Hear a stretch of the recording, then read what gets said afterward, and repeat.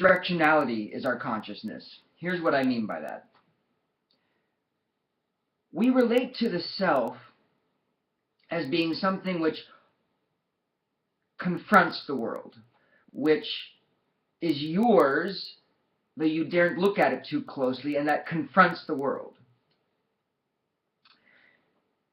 That directionality is of a knight with a shield, you know, barreling through something.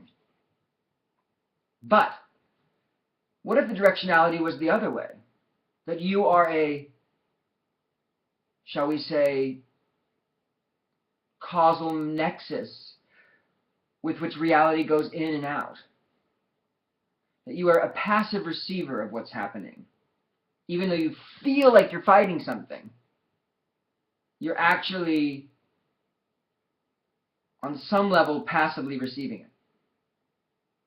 Because it's going to have its way with you. And insofar as you fight it, thinking that you're confronting it, as opposed to letting it in, you're going to be miserable. I mean, there's things you should fight. You should fight temptation, but the reality is, once you just get the main concept of what's going on, the temptations kind of go away to a certain extent.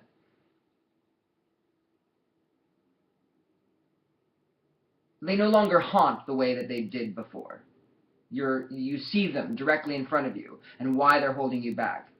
You see, is not the problem with human consciousness the fact that our wills hold into themselves for their own ends in time? We build out plans and we try to make those plans happen. And that's the beauty of human civilization. But on a higher level, reality is probably not like that. It's probably much more like reality happens to you and you're on the ride. You know, unless it puts you in a mode where you feel like you're participating in a more free way. But the background of everything is a submission. You've already submitted to it. And love has got you by the, you know what, for all time. The goal is to try to get yourself to that place where you're compelled by love, and then you let love move through you and become you, and the world turns inside out because you become the energy behind it all. And that's paradise. That's life in the Empyrean. The directionality of our consciousness is wrong. We need to be passive receivers to the world, but willfully trying to change it, but not trying to resist anything that happens immediately in it. Never, you live without regret. Something terrible happens, you accept it as the next thing that's happening to deal with. So you engage with the will, but you don't fight it because you accept everything that happens. You're not writing the story, but you're participating in an improv. And the thing about an improv game is it's yes and, yes and, yes and. You're in an improv game about your soul and your story with God, and it's up to you to make it as beautiful as you want. And that's what reality is composed of, these stories that people dream up. And that's why the glory of God is the glory of man fully alive. That is why the glory of God is the glory of man fully alive. It's because we are the stories. We are the dramas that on higher levels can't exist because ultimately the bliss is too ecstatic. Probably. It takes the pain of human existence to create the human dramas. And then the story of redemption is the great story of overcoming that resistance that one built up to play the game. It's deadly serious because the outcomes could be terrible if you don't get on the right track. It's a deadly serious game. But it's a game nonetheless. A game to perfect your soul. It's the biggest game in the world. And of course it's got big stakes. Of course it's got big stakes. It's because what's being offered is unfathomable. It wouldn't be worth it unless the stakes were big. Become a testimony to truth, which is you accept what's going on right now. And the only way to do that is stop making plans for the future. Live in the moment, radically so.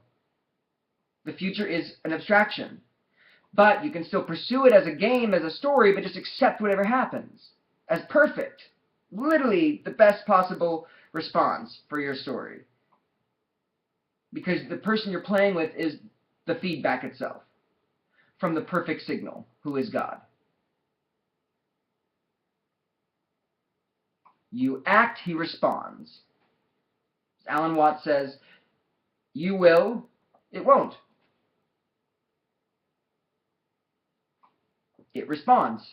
It moves the chess piece, and you have to respond to play the game. And the trick is to let it win, because it's going to anyways.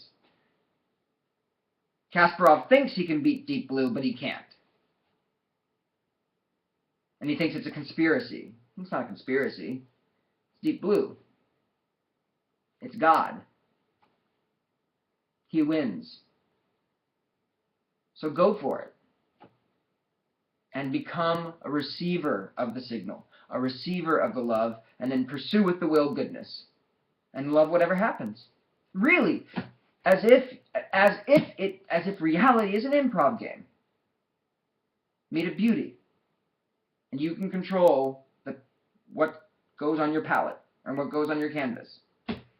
Decide, act, love. This is the promise of Christ. This is the promise of Jesus. People don't take it seriously. People still live in fear of it.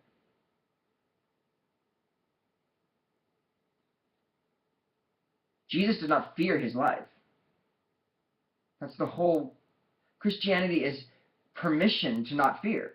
Christianity is permission to not fear.